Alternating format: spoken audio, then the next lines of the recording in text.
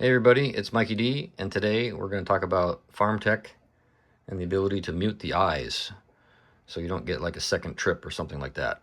This could be helpful in things like rallycross where there's a lot of dust, car goes through the finish, kicks up a lot of dust.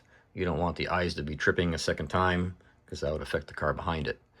So I've got this set at like a 6-second timer right now.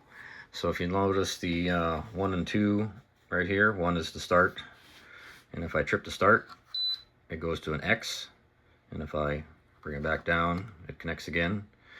And then after like the debounce time, it would work again as you'd expect. So there's a second car in course. But now if I keep flashing this thing, it doesn't accept any more starts until that timer runs out. There's finally the third one.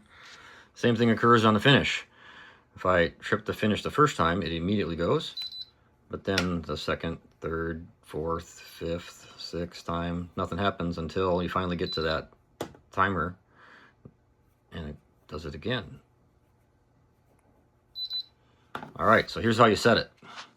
If you go into Setup, Previous Choice 0, this is the factory mode, and then go next, next, next until you find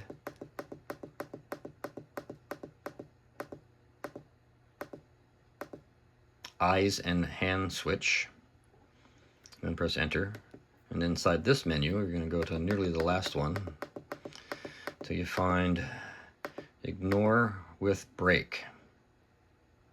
You press enter. This is the number of seconds it's being ignored.